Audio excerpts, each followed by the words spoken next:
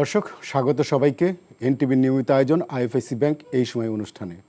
আপনাদের সাথে আছি আমি মুস্তফা খন্দকার। দর্শক, হাসিনার 15 বছরে গণমাধ্যমের স্বাধীনতা ছিল হাসিনা স্তুতি পর্যন্তই। সরকারের কাজকর্মের কোনো যৌক্তিক সমালোচনা তো দূরের কথা, শাসক দলের কোনো অন্যায় কাজের ন্যূনতম প্রতিবাদ করা যেত না তখন। সামাজিক যোগাযোগ মাধ্যমও সরকারের বিরুদ্ধে লিখলে ডিজিটাল নিরাপত্তা আইনের খড়গ নেমে আসতো। 5 আগস্টের হাসিনা সরকারের পতন এবং তার পালিয়ে যাবার পর গণমাধ্যমের স্বাধীনতা ফিরে আসে। কিন্তু প্রশ্ন হচ্ছে, শর্তহীন স্বাধীনতার কতটুকু সদ্ব্যবহার করতে পারছে আমাদের গণমাধ্যম? স্বাধীনতার মানে নিশ্চয়ই যাচ্ছে তাই কিংবা যথেচ্ছার নয়, কিন্তু দুর্ভাগ্য হলো সত্য, দেশের গণমাধ্যম এমনকি সামাজিক যোগাযোগ মাধ্যমও দেখা যাচ্ছে স্বাধীনতার অপব্যবহার। আজকের এই সময়ের পুরোটা জুড়েই আমরা আলোচনা করব গণমাধ্যমের স্বাধীনতা এবং দায়িত্বশীলতা নিয়ে।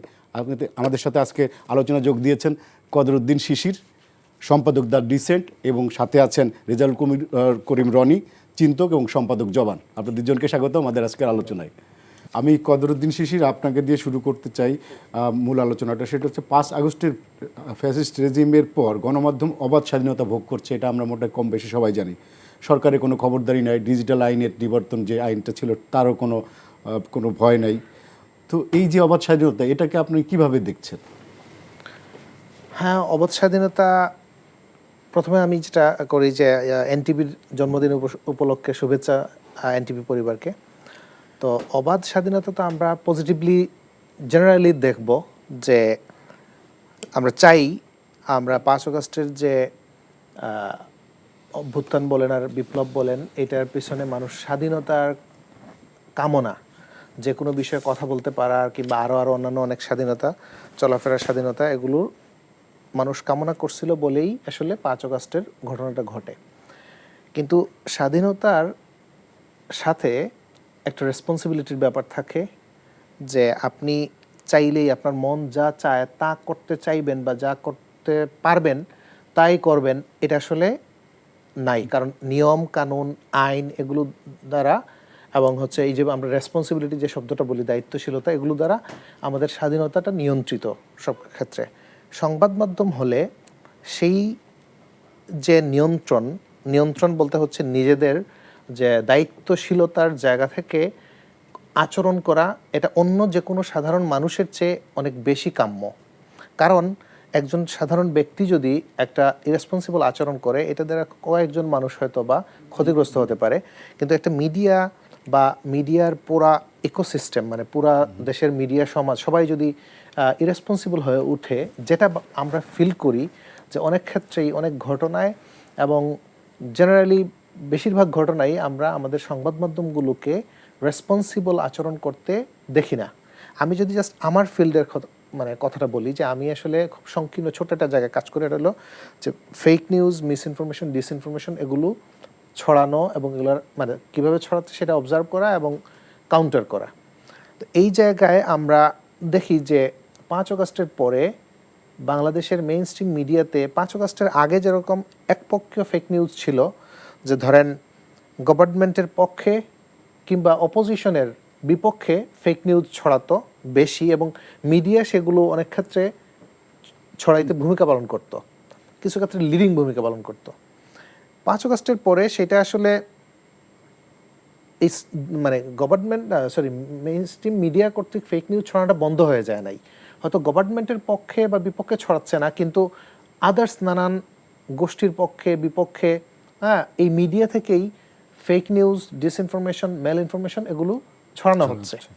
তো এই যে ছড়ানোটা, আমি যদি ডিসইনফরমেশনের কথা বলি, যে ডিসইনফরমেশন মানে ইচ্ছাকৃতভাবে ছড়ানো হচ্ছে, আমরা এগুলোর রেগুলার এক্সাম্পল দেখি, যে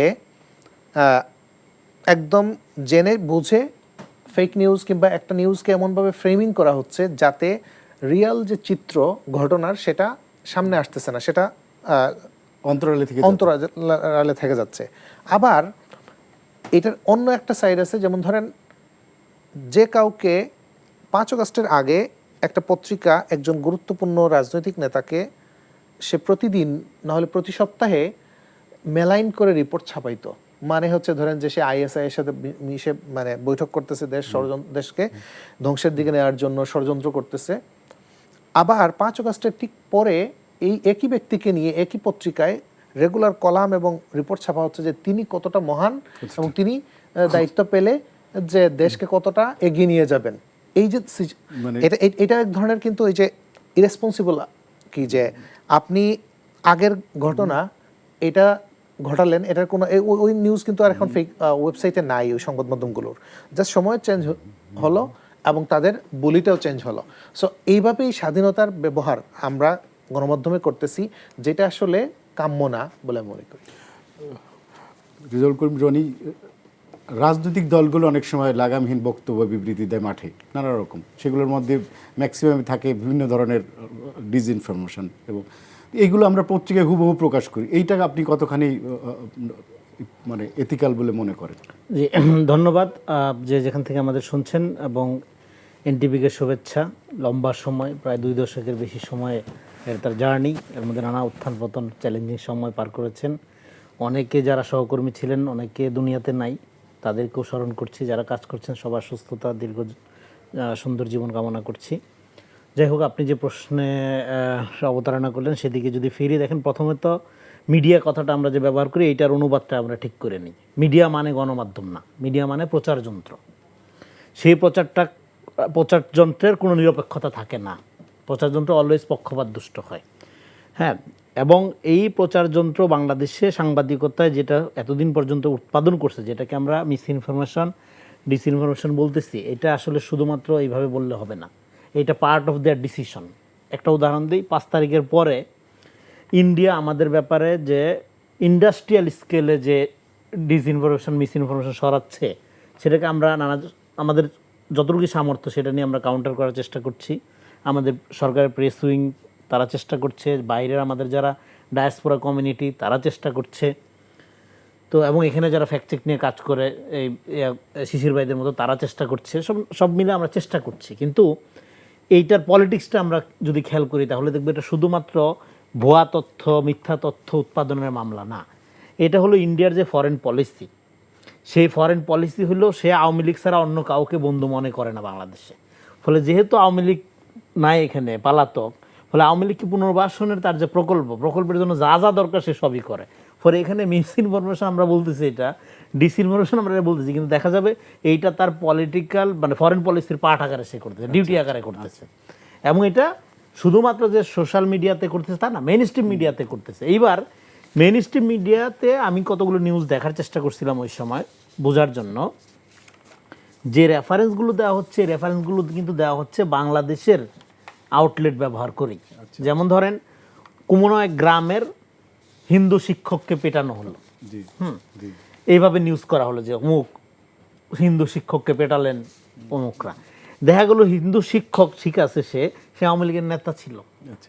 এবং আওয়ামী লীগ করার জন্য আওয়ামী লীগের বিরুদ্ধে যে দেখেন অভ্যুত্থান হয়েছে, যে বিক্ষোভ ছিল, সেই বিক্ষোভের পাট আকারে, যদিও অন্যায়, সেটা আমরা সাপোর্ট করি না, কোনো মানুষকেই লাঞ্ছিত করা, কোনোভাবেই লাঞ্ছিত করা, কিন্তু অভ্যুত্থানের মধ্যে তো ধরেন এটা এই জিনিসটাই হয়েছে। কিন্তু আপনি নিউজ করলেন কি, আপনি তো বললেন না যে আওয়ামী লীগ নেতা হিন্দু, মানে ওই শব্দটা বাদ দিয়ে শুধু ফ্রেম করা হলো এইভাবে। ফলে এইটা হলো পলিটিক্সের পার্ট। ফলে ইনফরমেশনের মধ্যে যে পলিটিক্সটা থাকে এটা ইম্পর্টেন্ট। এইবার রাজনৈতিক দলগুলো যেটা করে, এখানে দেখেন আমাদের এখানে সাংবাদিকতা দাঁড়ায় নেই কেন? সাংবাদিকতা দাঁড়ায় কারণ এখানে সাংবাদিকতা হলো কিছু লোকের চরিত্র নির্মাণের খেলা, আর কিছু লোকের চরিত্র বিনাশের এক খেলা।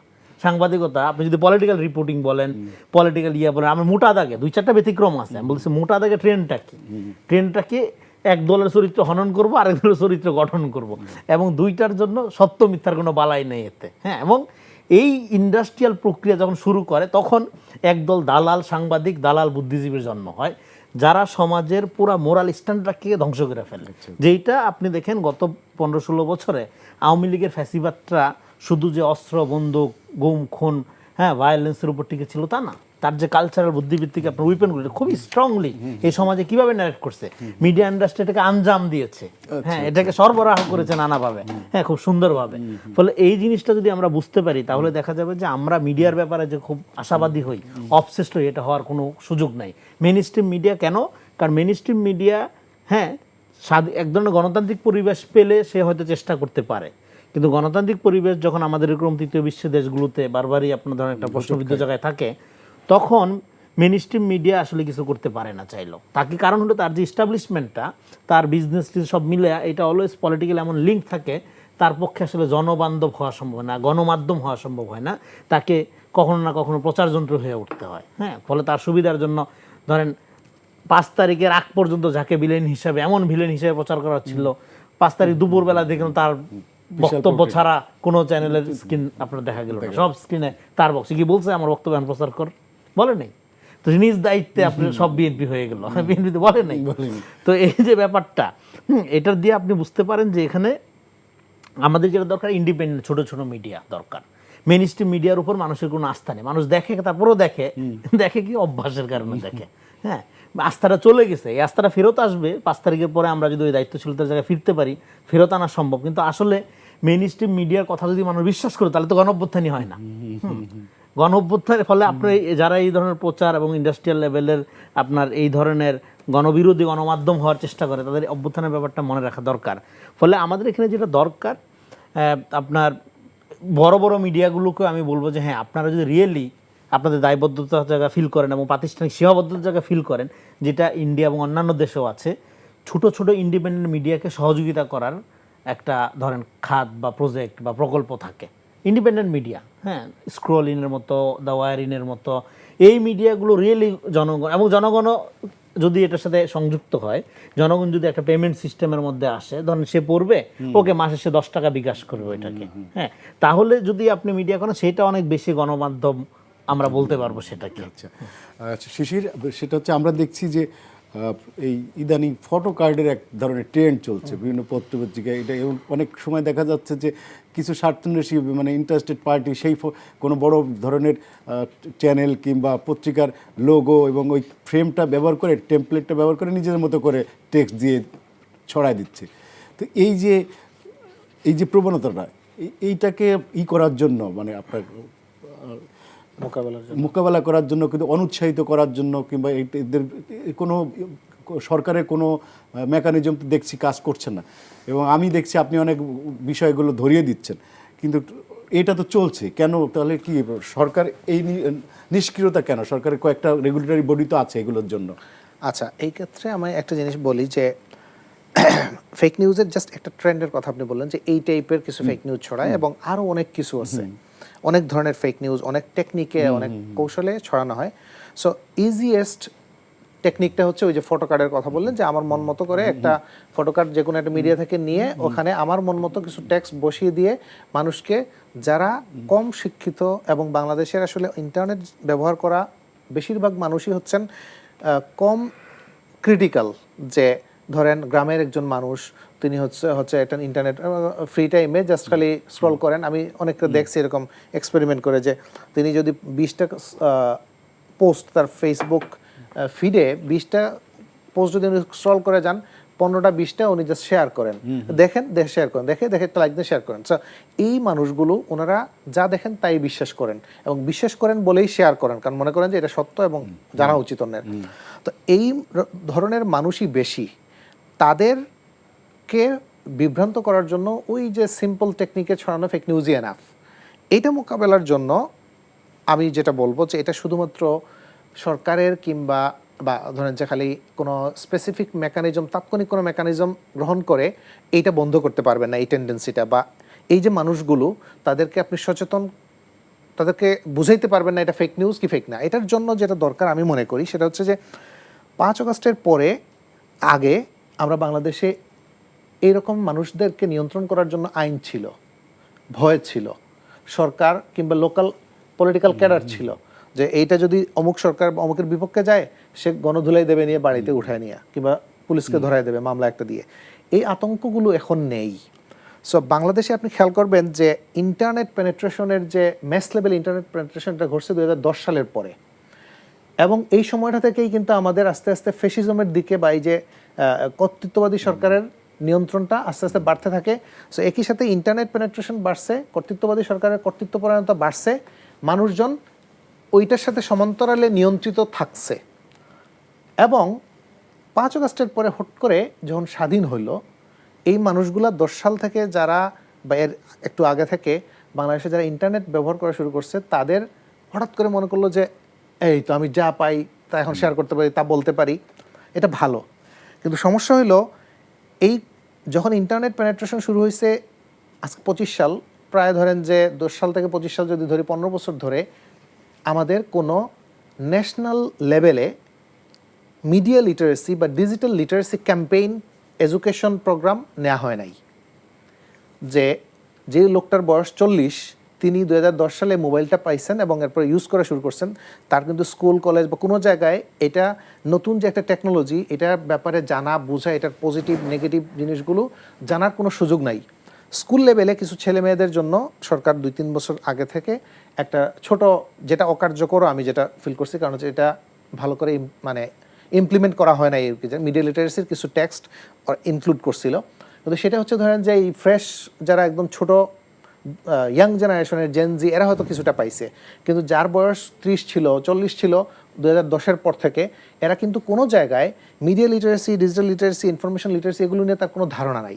কি শেয়ার করতে হবে, কি বিশ্বাস করতে হবে, কোনটা মানে কি অনলাইনে আমি কি কনজিউম করতেছি, র্যান্ডম একটা ওয়েবসাইট দেখলে এটাকে মিডিয়া মনে করি আমাদের এই মানুষগুলো মনে করেন। সো এই জিনিসটা যে হয় নাই আমাদের এই গত 15 বছরে, যে ন্যাশনাল পর্যায়ে একটা ডিজিটাল এবং মিডিয়া লিটারেসি ক্যাম্পেইন, এইটা এখন হওয়া দরকার। এর আগে এটা না হইলেও চলছে, কারণ মানুষ ভয়ে এগুলো ইচ্ছা মতো অনেক আচরণ করে নাই। কিন্তু এখন যে স্বাধীনতা পাইছে এটার রেসপন্সিবিলিটি যদি আপনি তার তৈরি করে দিতে চান, তাহলে তাকে শিখাইতে হবে আগে যে ভাই এইটা রেসপন্সিবিলিটি আর এটা হচ্ছে রেসপন্সিবিলিটি। এইটা এই জন্য আমি মনে করি যে ধরেন এই সরকার আছে, যদি তারা শুরু করে যে কয়েক মাসের একটা ম্যাস লেভেলের মিডিয়া লিটারেসি ক্যাম্পেইন শুরু করতে পারে, টিভিতে কিতে তার নিজস্ব টিভি আছে সরকারের, সেগুলো কিংবা প্রাইভেট সবাই মিলে, যে বেসিক কিছু লিটারেসি, কোনটা নিউজ না, কোন একটা নিউজ যদি কেউ প্রকাশ করে সেই নিউজে কী কী জিনিস থাকতে হবে আর কী কী জিনিস না থাকলে সেটা নিউজ হবে না, এই বেসিক আন্ডারস্ট্যান্ডিংগুলো মানুষের থাকা উচিত। তাহলে যে কোনো একটা ইউটিউব ভিডিও 10 মিনিটের এটা দেখে এটাকে নিউজ হিসেবে সে মনে করে ওইটা কনজিউম করা কমবে অ্যাটলিস্ট। সো এই জিনিসটা আমার মনে হয় করা উচিত গভর্নমেন্টের। যে এরপরে আরও অনেক স্টেপ আছে যেগুলো ধরেন তাৎক্ষণিক ফ্যাক্ট চেকিং কিংবা আরও অনেক ব্যাপার স্যাপার। আমি তার আগে যেটা বলবো যে এই ন্যাশনাল একটা মিডিয়া লিটারেসি ক্যাম্পেইন হওয়া দরকার। রনি, সেটা হচ্ছে যে এই যে সোশ্যাল মিডিয়া, ইউটিউব আপনার এইগুলোতে আমরা দেখছি যে বিশেষ করে কিছু ইউটিউবার আছে যারা নানা রকমের ইরেসপন্সিবল বিভিন্ন ধরনের তাদের কন্টেন্ট বানাচ্ছে, যেটা আমাদের দেশে আমরা অনেক সময় দেখছি মব ভায়োলেন্সকে তারা উস্কে দিচ্ছে অনেকে বলে, এবং তারা প্রকাশ্যে বিভিন্ন লোককে নানা ধরনের দিচ্ছে, তাদেরকে মানে তার কাছে যেটা পছন্দ হচ্ছে না সেটাকেই তারা টার্গেট করছে। এবং কিছু কিছু বাংলাদেশি মিডিয়াও আমি দেখছি যে এই ধরনের রেসপন্সিবিলিটি দেখাচ্ছে বিভিন্ন সময়। তো এই যে মিডিয়ার যে এইটা হচ্ছে যে আপনার অবাধ স্বাধীনতা, এই যে স্বাধীনতাটা, তার মানে কি আমরা কি স্বাধীনতাটাকে সেইভাবে নিতে পারছি না নাকি, মানে কি মনে হচ্ছে? না, এটা তো ঠিকই, মানে এই আলাপটাই তো হচ্ছিল যে ধরেন স্বাধীনতা উইদাউট রেসপন্সিবিলিটি স্বাধীনতা বলে তো কিছু নাই। হ্যাঁ, এটা আমরা বারবার বলছি, এর আগেও বলছি। এখন আমরা একটা ডিজিটাল এজের কথা বলি, বেসিক্যালি এই এজটা মানে এই যে একটা ডিজিটাল কালচার যেটা বলি, পুরো কালচারের ধারণাই তো চেঞ্জ হয়ে গেছে। এখন আপনার ভার্চুয়াল সোসাইটি কিভাবে ফাংশন করে সেটা রিয়েল সোসাইটির লোকজন আপনি যেভাবে চিন্তা করে, যেভাবে সামাজিক বন্ধন ওরকম না। এখন হলো কালচার অফ ইমেজ ওয়ার্ক করে, যে আপনি ফটো কার্ডের কথা বলতেছিলেন। এখন তো আর টেক্সটও পড়ে না মানুষ, নিউজও পড়ে না, কার্ড দেখে শুধু কার্ড। এই যে কালচার অফ ইমেজ, এই কালচার অফ ইমেজটা কেন এইটা মানুষের আপনার ধরেন যে তার যে এই যে আফটার কোভিড এটা আরও বেশি একটা হ্যাবিটের অংশ হয়ে গেছে। ফলে আপনার এখানে আপনার মিডিয়া আপনার ফেক নিউজ বা ধরেন কী সে দেখবে সেটা সে আপনার তার এডুকেশন, তার কালচার, এগুলোর সমস্যার বাইরেও আমি মনে করি একটা হ্যাবিটের ব্যাপার আছে। ধরেন কোনো একজন কন্টেন্ট ক্রিয়েটরের ভিডিও বক্তব্য সে এটা বিশ্বাস করে এই কারণে সে দেখে না, এক হলো তার দেখতে দেখতে অভ্যাস হয়েছে এই কারণে, আর হলো তার ভালো লাগে। হ্যাঁ, এটা মমতাজের গানের মতো। এবং দেখবেন ওয়াজিনে কেরামদের মধ্যে যে ওয়াজিনে দেখবেন লেখা থাকবে যে সবচেয়ে ফানি ওয়াজ কি ফানের জিনিস, সেটাই বেশি একটা সিরিয়াস বিষয়, পরলৌকিক জীবনযাপনের মুক্তির একটা ব্যাপার থাকে এখানে, আধ্যাত্মিকতা, হ্যাঁ, ধর্ম সাধনা ইবাদতের একটা ব্যাপার থাকে, কিন্তু ক্যাপশন দেখবেন যে হাসির ওয়াজ, না হাসলে এমবি ফেরত, থাম্বনেল দিয়ে দেখে ফানির। তো আপনার ধরেন তার মানে কি, তার মানে হলো যে আপনি আপনার কালচার, প্রশ্নটা হলো কালচারের, তাহলে আপনি বিনোদন, ইনফোটেনমেন্ট বলি না আমরা মিডিয়া ইন্ডাস্ট্রিতে, তো আপনি ইনফোটেনমেন্ট, ইনফরমেশন তো ধরেন আপনি কি কাজে লাগে, কেন ইনফরমেশন কনজিউম করবে? ইনফরমেশন কিন্তু মানুষ কনজিউম করতে চায় না, ইনফরমেশন হলো মানুষকে বার্ডেন করে। আপনি গ্রামে গঞ্জে যান, সাধারণ মানুষ যান, কৃষকজনের কাছে যান, তারা কিন্তু ইনফরমেশনের ব্যাপারে আগ্রহী না, কারণ ইনফরমেশন তার কাছে অপ্রয়োজনীয় অনেক সময়, কারণ তার কাছে জরুরি ইনফরমেশনটা সে নেয় হলো আপনার ওরাল ট্রেডিশনের মাধ্যমে, শুইনা নেয়, অমুকের কাছে জানে যে ঘটনাটাকে, এবং তার জীবনে ইনফরমেশনের সীমাবদ্ধতা মানে আপনার প্রয়োজনীয়তা আমাদের মতো না, যে সকালবেলা পত্রিকা না পড়লে, খবর না দেখলে তার জীবন অসহায় না, ওরকম না, সেটা ফিল করে না, কারণ তার প্র্যাকটিক্যাল জীবন, আমি কৃষক শ্রেণীর কথা বলছি, শ্রমিক শ্রেণীর কথা বলতেছি। ফলে আমাদের এখানে আপনার একটু নিম্নবিত্ত, নিম্ন মধ্যবিত্ত, মধ্যবিত্ত, তারা কিন্তু ইনফরমেশনটা এন্টারটেনমেন্ট আকারে গ্রহণ করে।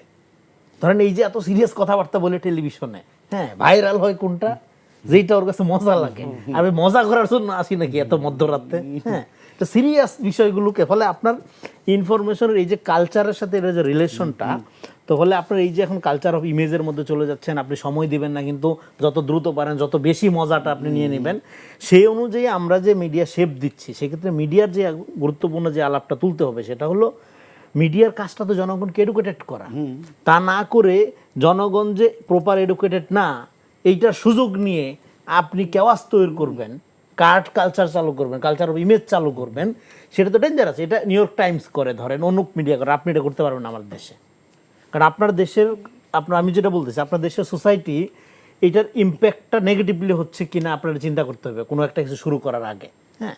ফলে এই জন্য আমি বলি যে আমাদের এখানকার মিডিয়া যেটা হচ্ছে যে তারা নিজেরা সংস্কৃতি, মতামত, অপিনিয়ন উৎপাদন করে, অ্যাট দ্য সেম টাইম তারা নিজেরা যে মতামত, সংস্কৃতি ধারণ করে সেইটা কতটা জনবান্ধব, কতটা গণমুখী, কতটা মানুষের কথা চিন্তা করে, সেটা নিয়ে একটা প্রশ্ন আমাদের মানে শক্তিশালীভাবে তোলা উচিত। ফলে আপনি যদি একটা কার্যকর মিডিয়া করতে চান, তাহলে ম্যাস কালচার বলে যেটাকে বলে গণসংস্কৃতি, সেই গণসংস্কৃতিকে আপনি কীভাবে দেখতে চান, কী ধরনের জাতি গঠন করতে চান, সেই জায়গার থেকে মিডিয়াকে রোল প্লে করতে হবে। ও জাস্ট বিজনেস, ক্লিক, জনপ্রিয়তা, তারপরে প্রতিযোগিতা, তার ভিউ বেশি হইতে হবে, তাকে টক অফ দ্য টাউনে থাকতে হবে। সো এগুলো করলে তো আপনি এই যে ক্যাওয়াটিক কন্ডিশন, হ্যাঁ, আপনি বিনোদন দিতে দিতে আপনি ধরেন হিরো আলম জাস্ট কন্টেন্টের কারণে একটা ক্যারেক্টার তৈরি করে ফেলছেন আপনি, এটা কিচ্ছু না, কিন্তু এটা বানানো হয়েছে, এটা আমি মনে করি পাবলিকের মানে সাইকিক যে ডিমান্ড, সে ডিমান্ডের বাই প্রোডাক্ট আপনি তৈরি করে ফেলছেন। ফলে এই যে কালচার অফ ইমেজ, হ্যাঁ, এটা ডেঞ্জারাস ফেনোমেনা, এইটা আপনাকে চিন্তা শূন্য একটা ভালগার সোসাইটি তৈরি করতেছে। আচ্ছা শিশির, সেটা হচ্ছে প্রোপাগান্ডা, মিসইনফরমেশন, ডিসইনফরমেশন, এইসব প্রতিরোধে কী ধরনের পদক্ষেপ নেওয়া যেতে পারে সমাজের এই যে এই অস্থিরতা, বিশৃঙ্খলা? এটা ধরেন বেশ কয়েক ধরনের আলাপ করা যেতে পারে এটা দিয়ে। প্রথমত হচ্ছে যে এই ডিসইনফরমেশন, প্রোপাগান্ডা, হ্যাঁ, এটা এক্সটার্নাল একটা ফ্যাক্টর, যে কিছু 5 আগস্টের পরে আমরা সবচেয়ে বেশি যেটা ফেস করতেছি, সেটা বাংলাদেশের বাইরে থেকে বাংলাদেশ এজ এ হোল এটাকে টার্গেট করে ডিসইনফরমেশন ছড়ানো হচ্ছে। সো এটা মোকাবেলার কিছু ওয়ে আছে। আবার ইন্টারনাল ডিসইনফরমেশন, যেটা ধরেন যে আমরা পলিটিক্যাল পার্টিগুলো একে অন্যের বিরুদ্ধে, বা এই যে বললাম ইউটিউব বলেন আর মিডিয়া বলেন, একে অন্যের বিরুদ্ধে ছড়াই, এটা একটা। এইটার জন্য ইন্টারনাল যে ডিসইনফরমেশন কি হচ্ছে, এটার জন্য আমার মনে হয় যে একটা বড় অ্যালায়েন্স, যেটা নিয়ে আমি আজকে আসার সময় সাথে কথা বলতেছিলাম, যে নির্বাচনকে সামনে রেখে সারা পৃথিবীতে বেশ কয়েকটা দেশে গত 3-4 বছর ধরে আমরা দেখছি যে এক ধরনের অ্যালায়েন্স গঠন করা হয়, যে কম্ব্যাটিং ডিসইনফরমেশন অ্যালায়েন্স, এই টাইপের, যে ডিসইনফরমেশন মোকাবেলার জন্য একটা গোষ্ঠী, সেখানে মিডিয়া একটা গুরুত্বপূর্ণ স্টেক হোল্ডার হয়, যে টপ মিডিয়াগুলো, ক্রেডিবল মিডিয়াগুলো, ফ্যাক্ট চেকিং যে কমিউনিটি থাকে তাদের সাথে মিলে, তারপরে হচ্ছে সিএসওদের কিছুকে নিয়ে, সিভিল সোসাইটি সবাইকে নিয়ে, ইভেন কিছু কিছু ক্ষেত্রে পলিটিশিয়ানরাও পার্টিসিপেট করেন ওই অ্যালায়েন্সে, এবং এরপরে তারা সবাই এগ্রি করেন যে আমরা এইসব বিষয়ে ডিসইনফরমেশন যদি আমরা যে কোনো জায়গায় দেখি তাহলে সবাই মিলে কমব্যাট করব। মিডিয়া ফ্যাক্ট চেকাররা এটা প্রডিউস করবে, মিডিয়া সেটা অ্যাম্প্লিফাই করবে, অন্যরা সেটাও অ্যাম্প্লিফাই করতে ভূমিকা রাখবে। কিন্তু বাংলাদেশে এখন যে একটা ডিভাইসিভ অবস্থা, যে একে অন্যের বিরুদ্ধে সংগ্রামে ব্যস্ত, এবং এই লাইনে মিডিয়াগুলো ভাগ হয়ে আছে, যে কেউ প্রো বিএনপি মিডিয়া, কেউ হয়তো বা এনসিপি পন্থী হচ্ছে না, কিন্তু হয়তো কেউ কেউ হইতে চেষ্টা করবে, আবার কেউ হচ্ছে জামাতপন্থী হবে। সো এই লাইনে দেখা যাবে যে একসাথে আপনি হয়তো মিডিয়াগুলোকে পাবেন না, এটা যে আমরা ডিসইনফরমেশন মোকাবেলায় এক হব, এটা হয়তো হবে না। বাট তারপরেও আমার মনে হয় যে যারা প্রফেশনাল মিডিয়া তারা মিলে ফ্যাক্ট চেকিং কমিউনিটির যারা এগুলো আইডেন্টিফাই করে মিসইনফরমেশন ডিসইনফরমেশনগুলো, এইটা একটা তাৎক্ষণিক মেকানিজম যে আমরা যে কোনো জিনিস যদি একটা ছড়ায় ভুয়া, যেটা একদম প্রমাণ করা যাবে ভুয়া হিসেবে, সেটা যাতে মানুষের কাছে ভুয়া এই ভার্সনটা পৌঁছায়, এটা একসাথে মিলে কাজ করে, এটা একটা মেকানিজম হতে। আর দেশের বাইরের যেটা, সেটা মোকাবেলার জন্য সবচেয়ে বড় কিটা হচ্ছে যে ডিপ্লোম্যাটিক যে আমাদের মিশনগুলো আছে এগুলোকে অ্যাক্টিভেট করা এবং সেই এদেরকে আসলে ট্রেন করা এটা বোঝার জন্য। আমরা যতটুকু কাজ করি দেখি যে ওনারা অনেকে এটা ফিলও করেন না, বুঝেনও না যে একটা সোশ্যাল মিডিয়া পোস্টের ইম্প্যাক্টটা আসলে কতটুকু হতে পারে, যে স্যাংশন পর্যন্ত যে চলে যেতে পারে 6 মাস পরে, সো এটা ওনারা বুঝেন না। এটা বোঝানো এবং এরপরে তাদেরকে কাজে লাগানো, এটুকু হতে পারে। আচ্ছা রনি, আপনি যদি এই বিষয়টা নিয়ে কিছু বলেন যে মিসইনফরমেশন ডিসইনফরমেশন যদি প্রতিরোধ করতে হলে কি করতে হবে, সরকার কিংবা সংবাদপত্র কিংবা টেলিভিশনের কি ধরনের ভূমিকা রাখা উচিত? এই জন্য আমাদের সংক্ষেপে মিডিয়া যেটা আগে আলোচনা করতে, মিডিয়ার উচিত হবে কাউন্টার কালচার নির্মাণ করা এবং সেটার জন্য মিডিয়ার একটা এথিক্যাল পজিশন নির্মাণ করতে মানে করতে হবে। দেখেন আপনি এই যে অ্যালায়েন্সের কথা বলছেন, বিভিন্ন দল মত মিলে যে কেউ আমরা মিথ্যা তথ্য ছড়াবো না, এটা কিন্তু ডেমোক্রেটিক অঙ্গীকারের মতো। এটা কিন্তু অন্যান্য ক্ষেত্রে অঙ্গীকারের মতো যে আমরা মিথ্যা কথা বলে ভোট চাবো না, মিথ্যা কথা বলে অন্যকে মেনুবারিং করবো না। ফলে এইটা আমি মনে করি না যে আপনার টোটাল যে গণতান্ত্রিক প্রক্রিয়া, টোটাল যে স্বচ্ছতা, ট্রান্সপারেন্সি এবং ট্রুথফুলনেসের যে প্রক্রিয়া, হ্যাঁ, সমাজ রাজনীতিতে তার পার্ট আকারে এটা করতে হবে। না হলে আমাদের এখানে আমরা মনে করি কি মিডিয়া হলো একটা উইপন, এটা আরেকটা শক্তিশালী অস্ত্র যেটা দিয়ে আমি আমার ক্ষমতাকে নার্সিং করবো, ক্ষমতাকে এক্সটেন্ড করবো। নো, মিডিয়াটা আমরা বুঝি না। মিডিয়াটাকে আমাদের এটা দেখতে হবে ফ্যাসিলিটেট করার জন্য। আপনি মিডিয়া করতেছেন মানে হলে আপনি ফ্যাসিলিটেট করতেছেন জনগণকে, জনগণের সাথে আপনি একটা কালচারাল বুদ্ধিভিত্তিক সম্পর্ক নির্মাণ করছেন। হ্যাঁ, সেটা আপনি লস প্রজেক্ট আকারে ডেফিনেটলি করবেন না, কিন্তু এটা কোনোভাবেই আপনার ক্ষমতার উইপন না। প্রথম কথা হলো এই জায়গার থেকে যদি আমরা মিডিয়াকে, দৃষ্টিভঙ্গিটা আমাদের মানে মিডিয়া বলতে আমরা প্রচার মাধ্যম যদি না বুঝি, গণমাধ্যম কিভাবে করতে হয় সেই জায়গায় যদি আসি এবং মিডিয়াকে আমার ক্ষমতা অর্জনের, আমার বা আমার দলের, আমার গোষ্ঠীর, আমার মতাদর্শের ক্ষমতা অর্জনের হাতিয়ার যদি না মনে করি, যদি মনে করি এটা জনগণের মধ্যে জ্ঞান চর্চা, সংস্কৃতি এবং একটা বুদ্ধিভিত্তিক উৎকর্ষতা আপনার শেয়ার করার বা ফ্যাসিলিটেট করার, জনগণকে এম্পাওয়ার করার একটা মাধ্যম বা একটা পদ্ধতি, তাহলে এটা দূর করা সম্ভব, তাহলে এটার ঝুঁকিটা কমে আসবে। ধন্যবাদ। আমাদের হাতে আর সময় নাই। কদরদ্দিন শিশির এবং রেজাউল কবির রনি, আপনি দুজনকে ধন্যবাদ আমাদেরকে সময় দেওয়ার জন্য। দর্শক, আজ এখানেই শেষ করছি। আমাদের এই অনুষ্ঠানটি দেখতে ভিজিট করুন এনটিভির অনলাইন www.ntvbd.com-এ। সবাই ভালো থাকুন। ধন্যবাদ সবাইকে। শুভরাত্রি।